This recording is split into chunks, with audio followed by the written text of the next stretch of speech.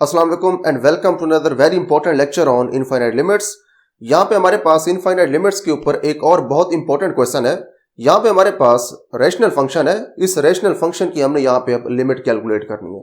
हम ये जानते हैं कि हमारे पास एक डायरेक्ट सब्स्टिट्यूशन प्रॉपर्टी भी होती है जो कि हम पॉलिनोमियल और रैशनल फंक्शंस के ऊपर अप्लाई करते हैं। जब हम पॉलिनोमियल और रैशनल फंक्शंस की लिमिट कैलकुलेट करते हैं तो जिस नंबर को हमारा एक्स या हमारा इंडिपेंडेंट वेरिएबल अप्रोच कर रहा होता है, अगर वो नंबर उस रैशनल या पॉलिनोमियल फंक्शन की डोमेन में आ रहा हो तो आप उस लिमिट को डायरेक्टली वहां पे पुट कर सकते हैं अपने फंक्शन के अंदर।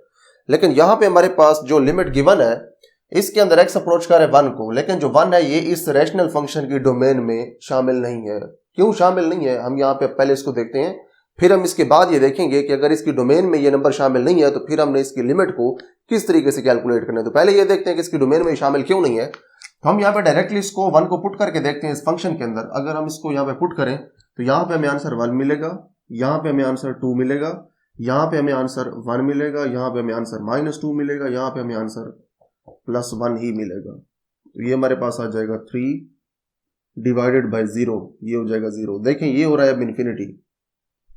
अब क्योंकि हमने यहाँ पे जब डायरेक्ट 1 पुट किया है तो हमारे पास जो आंसर है वो इन्फिनिटी के बराबर आ गया है।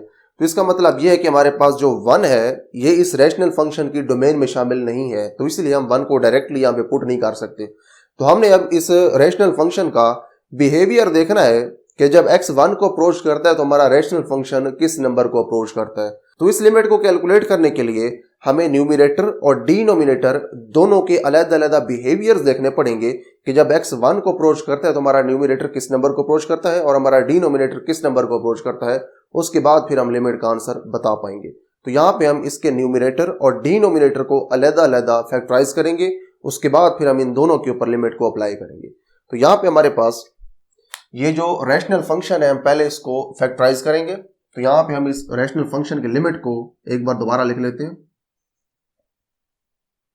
Limit x approaches to 1 x square plus 2x divided by x square minus 2x plus 1। इसकी अगर आप फैक्टराइजेशन करें तो इसमें जो x है ये आप कॉमन ले सकते हैं, पीछे बचेगा x प्लस 2 डिवाइडेड बाय, यहां पे हम स्क्वायर कंप्लीट कर सकते हैं, ये x का स्क्वायर है, यहां पे -2 है, उसके बाद x है, उसके बाद आप 1 यहां पे इसके साथ अपनी तरफ से मल्टीप्लाई करवा के लगा सकते हैं, और ये जो 1 है इसे आप 1 का स्क्वायर लिख सकते हैं। तो आप देख सकते हैं कि आपके पास जो डिनोमिनेटर है ये कंप्लीट स्क्वायर बन गया है। इसको आप ऐसे लिख दें, limit x approaches to 1 x into x plus 2 divided by x minus 1 का स्क्वायर। अब ये हमारे पास स्क्वायर का फॉर्मूला कंप्लीट हो रहा था, x square minus 2xy plus y square. यहाँ पे हमारे पास y की जगह 1 है तो हमने यहाँ पे x माइनस वाई का स्क्वायर वो फार्मूला यहाँ पे हमने कंप्लीट कर दिया। देखिए यहाँ पे फैक्टराइजेशन करने का बेसिक पर्पस ये था कि ऐसा हो सकता है कि हम फैक्टराइजेशन करें रैशनल फंक्शन के न्यूमिनेटर और डिनोमिनेटर की, तो फैक्टराइजेशन के बाद कुछ फैक्टर्स न्यूमिनेटर और डिनोमिनेटर दोनों में से कैंसल आउट हो जाएं।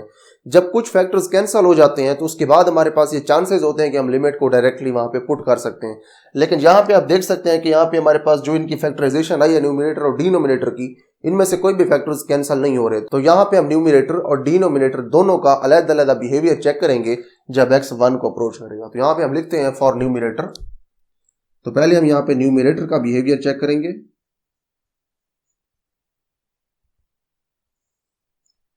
एज x अप्रोचेस टू 1, जैसे x 1 को अप्रोच करता है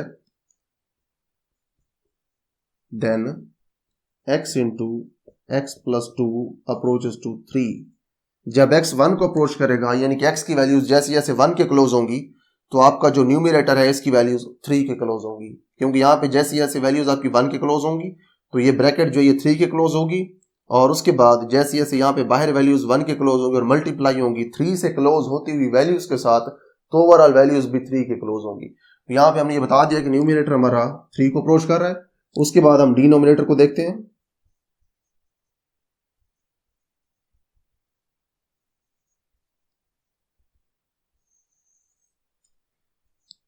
लिमिट सेम वही है, as x approaches to 1 then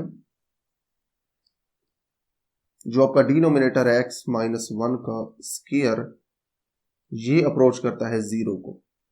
देखिए जब x की वैल्यूज आप 1 के क्लोज करते हैं यहाँ पे, चाहे आप उसको लेफ्ट से 1 के क्लोज करें या राइट से 1 के क्लोज करें, जब आप लेफ्ट से 1 के क्लोज करेंगे तो वो वैल्यूज 1 से छोटी होंगी, क्योंकि रियल लाइन के ऊपर आप इस तरह से देख सकते हैं।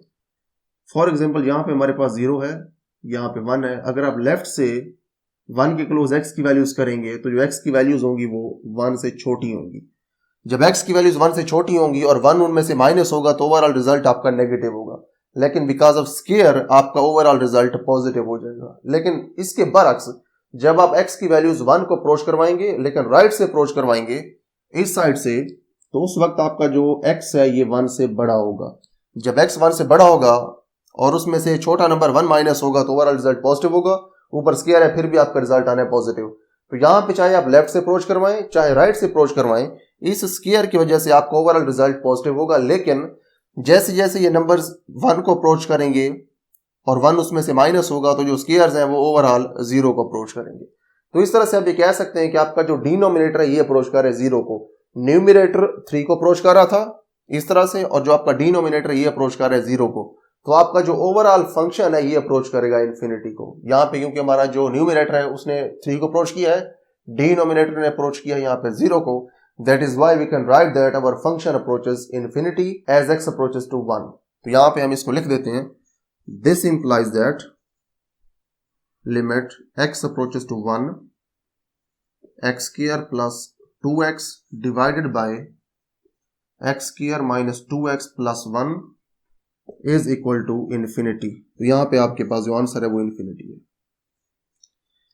अब देखें यहां पे हमारे पास एक और रूल भी है जिसे आप लॉपिटाल्स रूल कहते हैं। अब वो हमने यहाँ पे क्यों नहीं अप्लाई किया, ये आपने अब कमेंट्स के अंदर मुझे बताना है कि हमने यहाँ पे लॉपिटाल्स रूल अप्लाई क्यों नहीं किया। अगर यहाँ पे हम उसको अप्लाई नहीं कर सकते तो हम उसको किन सिचुएशंस के अंदर अप्लाई कर सकते हैं, वो कौन सी कंडीशंस हैं जब हम लॉपिटाल्स रूल को अप्लाई कर सकते हैं, ये चीज आपने अब कमेंट्स में मुझे बतानी है। तो इस लेक्चर के लिए इतना ही। See you in the next video with some other very important question on infinite limits.